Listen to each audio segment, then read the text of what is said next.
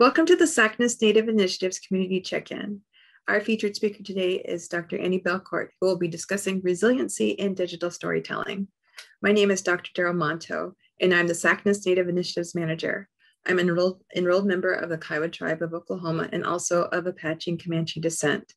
We are very glad you joined us today and hope you enjoy this presentation. The Native Initiatives Community Check-ins were developed with our Native American and Indigenous community in mind. This past year has been very challenging for many, and here at SACNAS, we felt it was important to encourage and support our community. In January, we held our first check-in featuring Dr. Tommy Begay, who talked about healthy ways in dealing with stress. And today we have another amazing presenter who will be sharing valuable information and resources. It is my pleasure to introduce our guest presenter today, Dr. Annie Belcourt. Dr. Belcourt is an American Indian professor in the College of Health Professions and Biomedical Sciences at the University of Montana's Pharmacy, Practice, and School of Public and Community Health Sciences departments. She is an enrolled member of the 3 affiliated tribes and tribally affiliated with the Blackfeet, Chippewa, Mandan, and Hidatsa. Her doctorate is in clinical psychology, and her research and clinical practice priorities include mental health disparities, trauma, post-traumatic stress reactions, risk, resiliency, and psychiatric disorder within the cultural context of American Indian communities.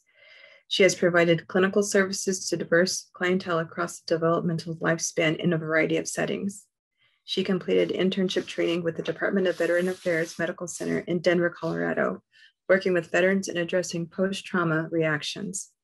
She has also worked within community health centers, public schools, and campus counseling centers.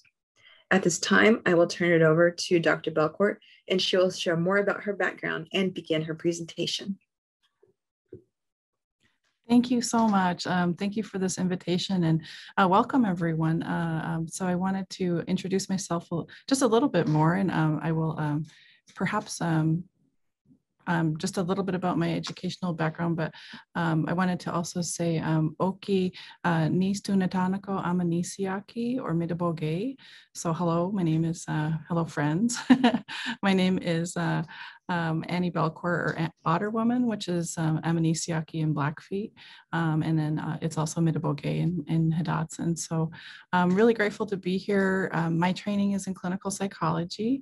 I've been doing research and practice and teaching for the past 20 some years now, and I'm really very honored to be here to talk about some of the work that I've been doing, but then also just to kind of do some outreach, in terms of, as we all know, we're coming out of a really difficult year and challenging year. And so, I just want everybody to know that there's many people that are really in your corner who are rooting for you and grateful for the work that you're doing, if that's in scholarly pursuits or in life, advocacy, that those are really important things. So today, I'll be talking with you about some kind of building off of that first presentation and talking specifically about resiliency factors and also some of the things that we can do to help promote wellness for ourselves as we move forward. So I am a professor. I'm actually the only Native American tenured full professor in the College of Health at our university. And I'm really proud of that, being, one of a very few Natives, but really want to just say how grateful I am for all of you students who are out there pursuing your degrees, because there's so much need for your work in science and academia. So I really want to encourage you. So hopefully today will be a few ideas to help make your journey, go well as you move forward. So let me just take a second here. I'm going to share my screen and hopefully find my PowerPoint. Here we go. Okay. Okay, so you see it okay? Okay, great. So for the Blackfeet, where I grew up on the Blackfeet Reservation in Northwest Montana. I had never met a psychologist. I didn't really know, much about kind of careers in academia and things. And I was very fortunate to have a father who was really active in public health. And when he graduated from school, high school, actually at Browning High School, he really didn't know where he wanted to go. And he ended up pursuing a career in policy and public health ultimately. And that really inspired me to pursue a career in academics ultimately. And I became a clinical psychologist looking at many factors, including environmental public health, including behavioral health of different forms, mental health, doing interventions. I'm also very active in advocacy around MMIW and women's sort of rights and survivors' rights and things. So all of these things kind of come together to show the diversity of things that you can do within your discipline and also across disciplines. So I work every day with pharmacists, with scientists, bench scientists, you name it, epidemiologists, and right now, coming out of this pandemic, we know the importance of public health more than ever. So wanted to talk with you about this idea of resiliency. Sort of roughly, in a way, the word ikakima for Blackfeet kind of strikes at some of what constitutes resiliency, which it just means try hard. And that's what we're taught, growing up, is not to seek perfection or anything like that, but to try to do our best. And that's where we really try to do that. This is just a silly meme. So I kind of got on this meme kick this preparing for this, but as we've kind of gone through this pandemic, we've all gotten into our pajamas and whatnot and things. But really what we're talking about today is we're going to talk about ways to reduce anxiety and, stress and different things to help us, move forward in our professional careers and in our each day in a good way. So that's the hope for today. And I really hope that this is ultimately helpful to each of you. So what is stress, right? So I know you talked about this in the first series, of this, but really it's kind of almost anything can become stressful, right? When we think about this from a perspective of the psychology or social sciences field, many things can be stressful. Can be daily things, can be positive stress. So I just came off of the weekend of graduation and there were all kinds of things happening and positive things, really joyful, positive things, seeing our native graduates and PhDs and all these different fields, be celebrated. We had the first in-person graduation that we've had, in over a year, of course. And so that was really happy and joyful. But with that can come a lot of things that can kind of accumulate. And so, during this pandemic, we've all had to learn ways to cope with stress. And so for some of us, maybe that sensory overload, there's the Simpsons kind of meme there, when you kind of internalizing things. And what we don't want to do is do that too often, right? Because that can lead to some other kind of forms of stress. So we want to think about ways that will help us, reframe our day, reframe our thoughts, reframe our activities, do things that are energizing and bring us like energy and joy and strength and resiliency. And so I wrote my dissertation on resiliency, and a lot of it was looking at the things that we as cultural people know that help us, our friends, our family, social support, helping, each other, looking to each other when we're struggling, those sorts of things. Now, we also know that on the other side is this beautiful bald eagle, right?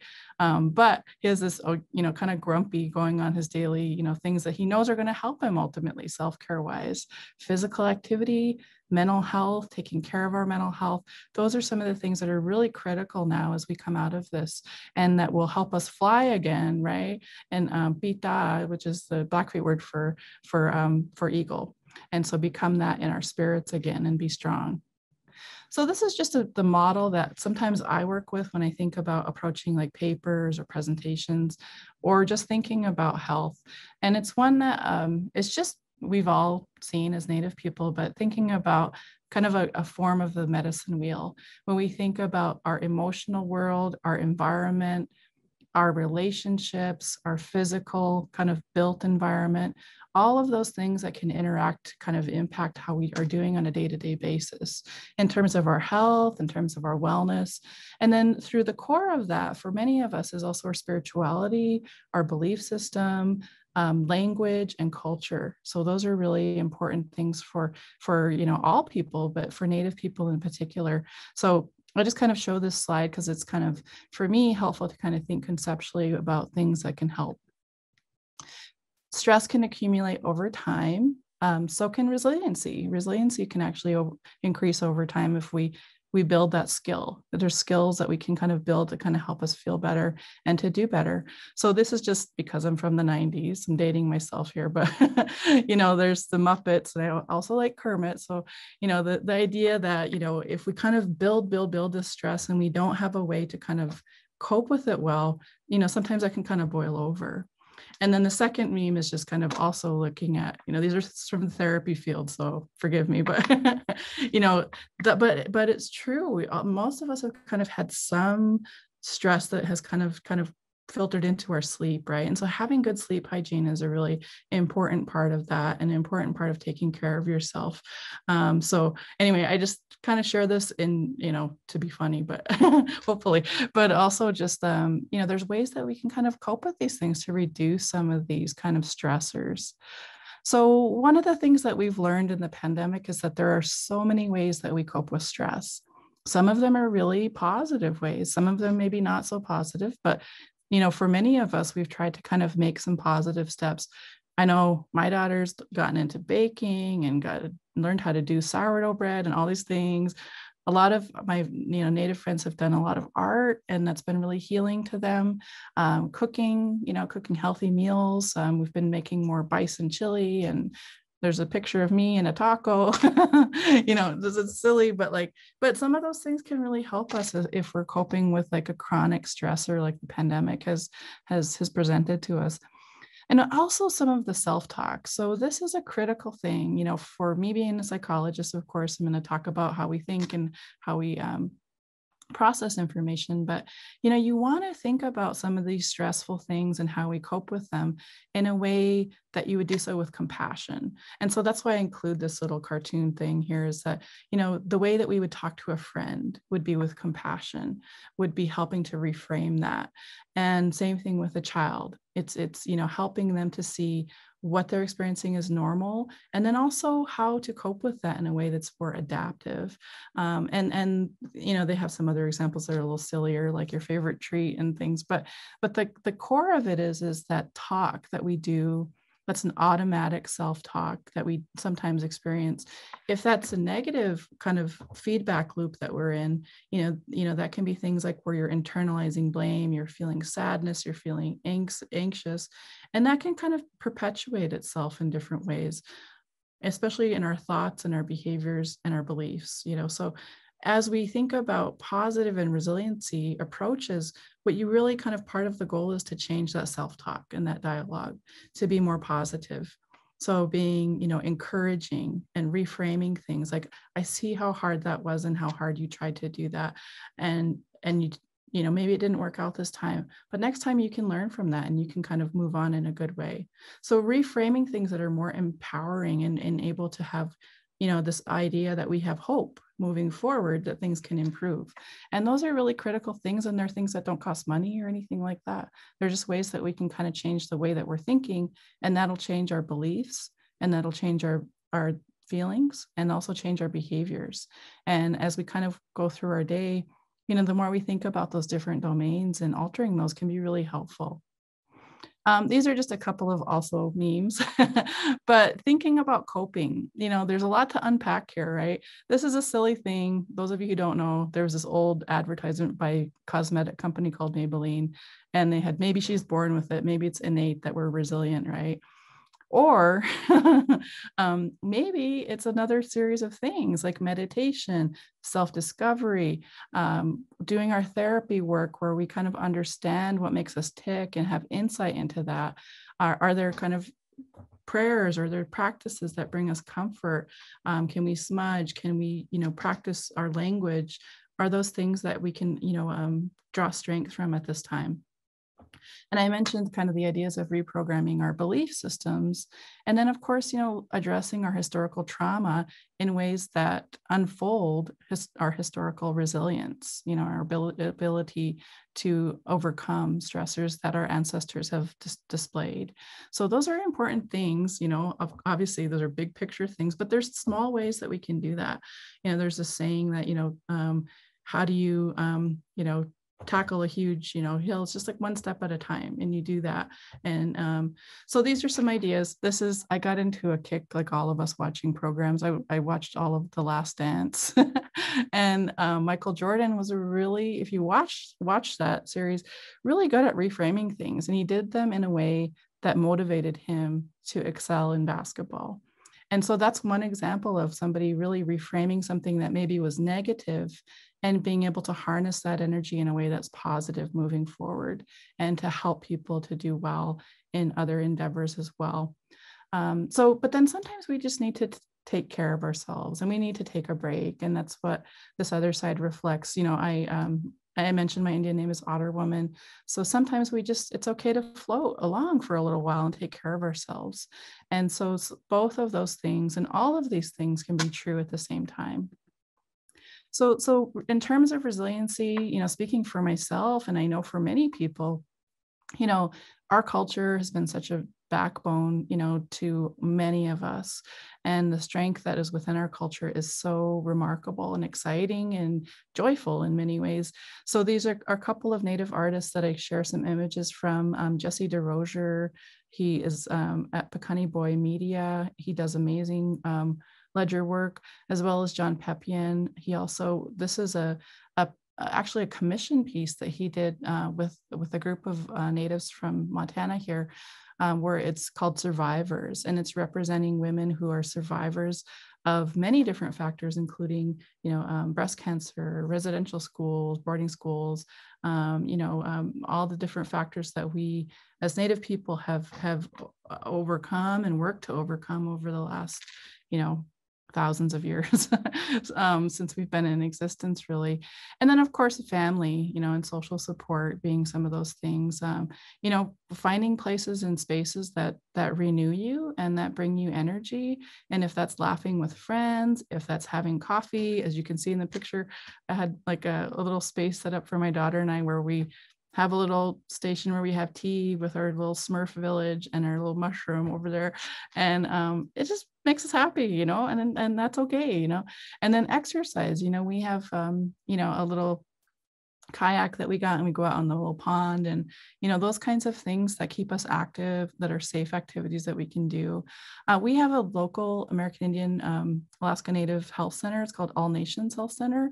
They've done this really cool thing where they brought soup ingredients, and they do nutrition classes on how to cook soups, and then they bring elders in from each of the communities in Montana through Zoom, and we listen to soup we have soup, and we listen to stories, and we share community in that way. And I think those are some really great examples of creative ways that we're doing these things. Now, the one thing I wanted to kind of think about today is having some kind of concrete ways that you can kind of look at reducing stress. So the 4 A's are things that I've come across. So the cartoon is kind of funny, but it's true too. If you've seen What We Do in the Shadows, it's Taika Waititi, who is he talks about energy vampires, right? And sometimes we come across people who, may drain some of our energy, let's just say. And when that happens, we have to find a way to recover and take our energy back from the universe. So the 4 A's are kind of aimed at some of the ways to reduce stress. So we'll talk briefly about each of these. The first is to avoid or prevent the stress when we can. So minimize the impact of that stress. The second is alter or change the situation or our response to that situation. And then third is accept when we cannot change and we can't prevent things, like with this pandemic. We've accepted some things, but we can adapt, is that fourth R, in creative ways. And that's where kind of we'll hopefully leave you with some good messages to move forward with. In terms of the first, avoidance, when we can prevent that exposure to stress, it's really helpful. The reason some people, for some of us, we're really kind and giving and generous, and that's a really wonderful thing. And for Native people, it's a big value for our cultures. However, if it's something where you're giving of yourself to the point where you don't have much left to give, you're giving, too much of yourself, that can be a problem. So you want to think about, saving some of that for yourself and taking care of yourself right now. Some of the ways you can do that is you can take control of your surroundings, know the things that trigger stress. Are there ways to avoid that? So if like traffic is a big problem for you, are there different routes you can take? Is there a different time of day that you can do that? Avoiding people who might bother you. And, some of us, I mean, this is not trying to be mean in any kind of way, but sometimes people just, we don't connect with some people for whatever reason. And so it's okay to limit your exposure to people who might have that draining effect or add stress to your life or drama. Learning to say no. We say this all the time and we don't do it. But really, the more that we can do to have, our responsibilities and demands be balanced so that we are investing in our relationships ourselves as well as the work that we do will help to really keep you going and have you have that fuel in the tank so that you can keep going for the long term. So looking at things that renew you and that bring you joy. And for each of that's going to be, each of us will be different for that. We all make lists, which is a good thing, calendars and things, but maybe making sure that that list is like doable. Like there's maybe 3 things on that list for a day, and they're not all, solve the world's problems. Like they're doable things. And sometimes we have to reduce that list. So we're not doing A to Z, we're doing A through C, and sometimes we have to reframe. So thinking about things that we can do strategically. The second A is alter. So what that means is sometimes we want to actually ask other people to change their behaviors. And that's like, okay, that's legitimate to ask for. So thinking about how do we respectfully ask for others to change behaviors that are problematic to us, especially right now when we're seeing, a lot more focus on people being, accountable for things like systematic racism or treating people with discrimination or things of that nature. The same thing goes for our own boundaries. So one of the things that we know, May 5th is MMIW Awareness Day. And so I talk a lot about trauma and prevention and things and the impact of trauma within communities. And we know for Native people, many of us have been impacted by trauma in some way. And when we experience that, it oftentimes will close up our kind of heart and make us feel more armored and ready for fight, flight, or freeze kind of responses. But really healing is when you're opening up your heart, but you're having appropriate boundaries to protect yourself. And that is really critical, is having that balance between those different factors. Communicating your feelings openly. So what that means is using I statements as, owning the kind of situation and how you're feeling. I feel frustrated or I feel angry when my comments are ignored. What can we do to help each other feel seen, feel heard? So that's a much different communication than just saying, oh, I hate this, I feel bad, or something like that. Or just like, I don't, something that's more flippant. If you're able to be specific and calm and clear in your communication, it really can help you to have a different kind of response in our interactions on a daily basis. And that includes listening to others, because right now we're all collectively going through a lot of challenges. Time management is one that's often talked about, but really in terms of resiliency, thinking about similar tasks, being strategic, grouping things together, doing things, working smarter, not harder in some ways, using the calendar to remind yourself, and also set time for self-care specifically. So those times that you can renew your spirit, take a walk, take a break, get a snack that's healthy, and those sorts of things. The other thing is stating limits in advance. This relates to boundaries. So if you have a situation that's difficult, letting people know up front, I've had 5 minutes where we can kind of work on this. We can kind of set 3 action items, and then next time we're going to come back to it and have more time to work on this.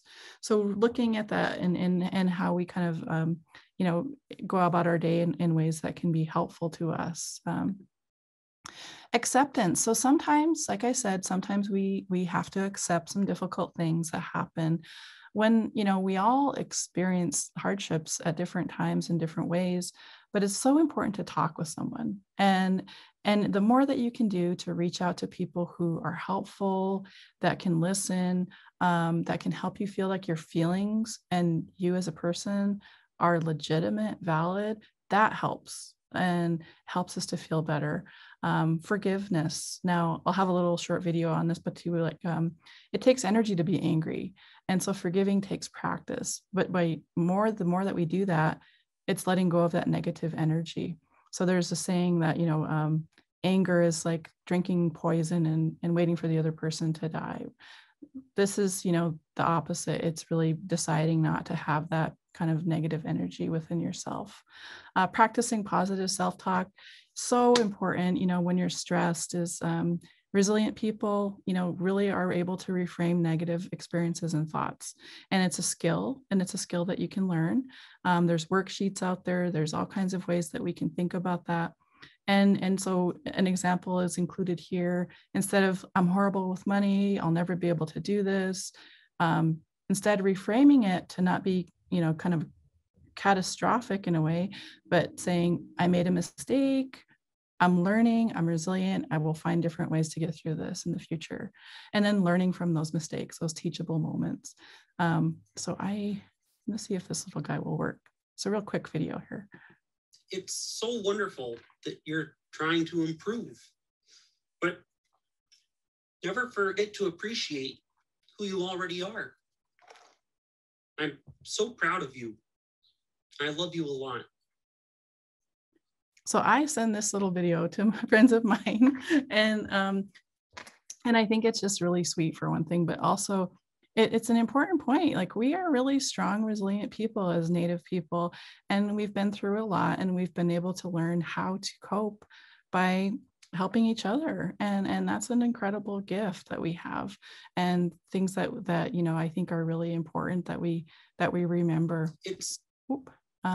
So I mentioned this video on forgiveness. It's also very quick. I'll show you. Hey, I know. Forgiveness is hard because the hurt mattered. The ego is the only one that's too proud to forgive. The soul is always ready. And forgiveness is only another name for freedom. So don't depend on them to right the wrong. Forgive and set yourself free from someone else owning you. So I like this just because it's simple, and it's kind of a demonstration of a way that you could do your own video too. I'll show you how to do some of that a little bit, but the key is it's not that technical, right? So for any of you who are TikTok users, you've probably seen like it's kind of almost builds it for you these days. And I'm not proponing, any kind of TikTok use per se or anything, but I just use my phone and I make little videos, and I'll show you some examples of that. But I think the power of our mind is really something that we can rely upon, and it will, give us a lot of gifts within this time. Finally, adapt. So if we're unable to change things, one of the things that we want to think about is adaptation. So part of that is adjusting our standards. So not thinking we need to be perfect, thinking I've never met a perfect human. Maybe you have, let me know, point me in their direction. But, we all have flaws and we all have challenges, right? So the ways that we think about our lives can be so much easier if we are like less sort of punitive, if we feel less guilt, we feel less frustration, is if we have that practice of self-compassion and practicing things like thought stopping if there are negative thoughts that are happening, reframing the issue. I've given you some examples of that. Getting a mantra, I can handle this, or whatever it is for you that helps you, getting that, putting it up on the wall, helping that you remember to reframe those stressful experiences, creating a list of things that you have in your column as pros, right? Or assets, the things that bring you joy, that refill your tank, that help you to look at the big picture, and, thinking about the stresses that we have today in ways that we can kind of move forward in adaptive ways. And so, I like this reframing example in this meme here, instead of like ruminating over past worries, which oftentimes is what we see in depression, or worrying about the future, which is where we see anxiety, instead, living in this moment, having mindfulness and experiencing self-compassion are really important skills for resilient people. Finally, I want to show you this video. One of the things for me through this pandemic that's been incredibly helpful and important is culture and language. And I've been able to take some language classes through Blackfeet Community College, and Dr. Carla Bird has been a wonderful advocate for the community and bringing these forward. So this is just a video, really short, showing me very awkwardly, I will say, trying to learn Blackfeet language, but just trying to learn the basics of our prayer here. Let's see.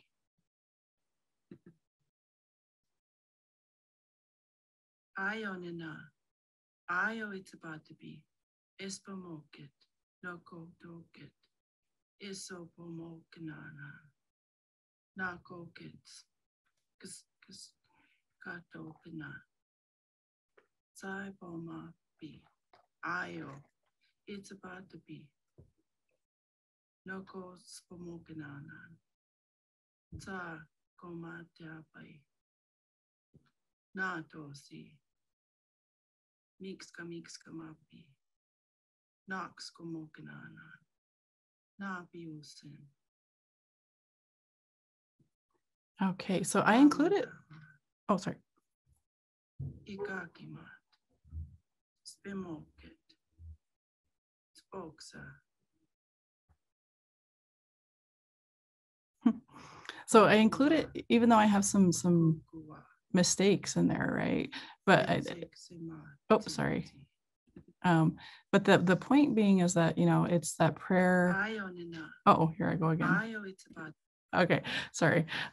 Is just practicing, you know, like practice makes, like, you know, good, you know. So that Ekakimat came through again in there, where I talk about trying hard. And that's all we can ask of ourselves at the end of the day, is that we try hard and we do our best. And maybe it's good enough, you know, but the thing is that we can, you know, feel good about the amount of effort that we've tried to do things in positive ways. So I included like the errors in there, and there's things that I kind of struggling with, like with pronouncing things. But I think the fact that we can reclaim our culture and our languages in this time is really something very hopeful. And I think that is talking about digital storytelling. I've been doing these like mini videos with these different things, and that's been helpful to me too. You know, these things are helpful. So just kind of want to end with a couple things. One being, just remember that, you know, our resiliency as a people and our strength has been very much present throughout our history as Native people, as people of color, as marginalized communities. And, you know, we have just demonstrated really remarkable strength throughout our history. And for each of you pursuing your educational pathway, I know one of my advisors, I don't know, maybe they all say this, but one of them said, you know, Annie, you know, the thing is like, you know, things will happen to you in life that are stressful, that are challenging. People will take things from you, or things will experience, you know, hardship, but nobody can take from you, you know, a few things. One of them is our education. Another is, you know, our culture and our family and the love that we have for other people. And those are some of the kind of crucial things in resiliency. Same thing with humor, right? As Native people, we laugh at kind of some dark things sometimes, but we do so because it's adaptive and it helps us to get through things, and to, as human beings, see each other and to be with people at a time when people are struggling. And we're really good at that. I mean, it's sort of sad in a way that we've become so good at it, but I do think we need to work on that social justice wise. We need to advocate for change and more accessibility across the board for Native people. But I think we also should celebrate the strengths that we have as a people and the resiliency we have in our spirits. And that is something that I think we can all be very proud of. So this is an image from the Blackfeet community. It's an image of inside of a lodge. And when you go into a teepee lodge, you know, for the Blackfeet, the back wall is the place that's more sacred and sort of revered.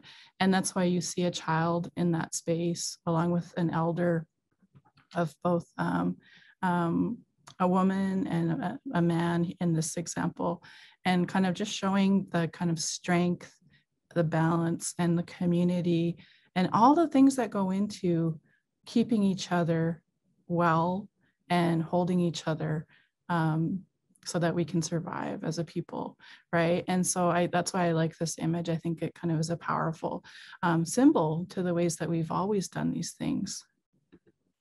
So finally, I would like to leave with you, I didn't get into too much detail around digital storytelling because I really feel like it's something that we all have really such great access to with, our phones now. I make most of my things on my phone. I use iMovie. It kind of walks you through pretty easily how to layer in images and narratives.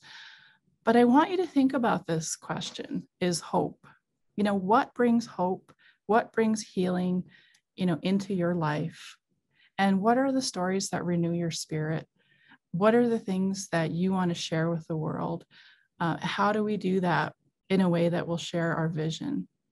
So I want to wrap up with this, but it's just like a short video I did a couple months ago, actually, and just some images from my life and some of the things that helped me.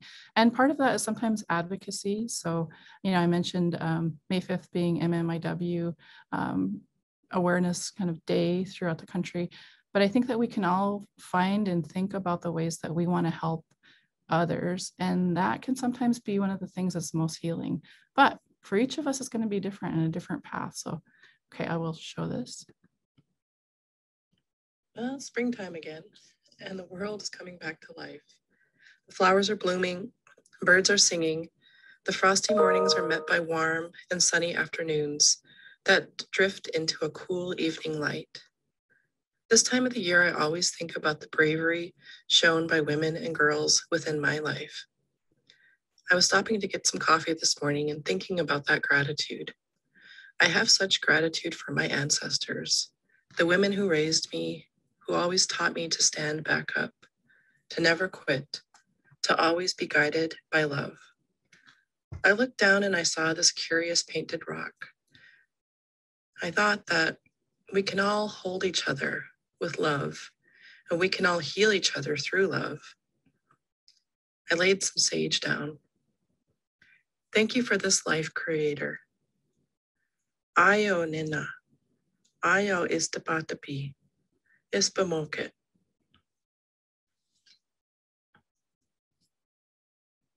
So ispamoket means help. And so when we ask for help, sometimes we ask for help from other people. And I hope you know that, this organization, faculty across the country are very proud of all of our students and our colleagues and for the work that we're all doing. And there's ways that we can talk about difficult things, and we can do so in a way that's, challenging, but we can also do so in a way that's ultimately healing and helpful to each other. And I think that that's a hopeful message. So the last image is I wanted to share was just coming back to that Native resiliency, or kind of the way I was thinking about it is ikakimat, which is the try hard. So again, with my meme, sorry, but just this idea of reframing. If you take anything away from today, it's like maybe play with video things and try to be some positive force in the world, but also, challenging our brain. If our brain tries to not do us favors by telling us we're not good enough or that we're not trying hard enough, giving ourselves that message, right? That you can do this. You've come from a long line of incredibly strong people, and that resiliency is definitely deep within your blood. And so, challenging those things with kind of an opposite kind of messaging is really important. Same thing down here, when we have kind of been through a lot this year, let's just say. But when we see other people feeling sad, like we can reach out in ways that, are healing and share that, that love that we have for ourselves with other people too. So just wanted to thank you all. And I really appreciate the opportunity to talk with you. And I hope some of this is helpful. These are some things that have felt helpful to me. So I hope that there are things that you can kind of walk away with and move forward in good ways. So thank you very much. Thank you, Dr. Belcourt, for taking time and joining us today. This was very timely for me. I appreciated hearing everything. It was great. This is going to be a great resource to share with our community. And I'm so excited to get this out. A couple of things I wanted to note to those that are viewing. We will have additional resources that Dr. Belcourt shared, and in the email that will be accompanying this video, we will be sure to include those resources along with her contact information as well. So, so you will have all of that. So this is really exciting for us. And if you enjoyed today's presentation, we have a huge webinar library that we are compiling right now, and we invite you to go and view. We have some amazing presenters from the last year, even within our Native Initiatives program. We invited Dr. Warren, who has come and talked about resiliency and in the Native medical field and health disparities for Native people. So that was a really good one. But again, you can go and find those at sacnas.org/webinars.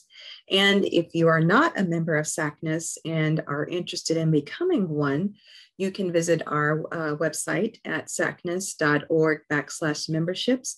We do have a free membership available to those who are interested. SACNAS is a fully inclusive organization dedicated to achieving true diversity in STEM, where the field, including leadership positions, reflects the demographics of the population. As the nation's largest multicultural and multidisciplinary STEM diversity organization in the country, SACNAS creates space for all members, volunteers, and partners feel they belong and can embrace their intersectional identities. We invite you to join SACNAS and become a member. Again, thank you, Dr. Belcourt, for taking time. We truly appreciate it, and we hope you all enjoyed this wonderful presentation. Take care and have a great week.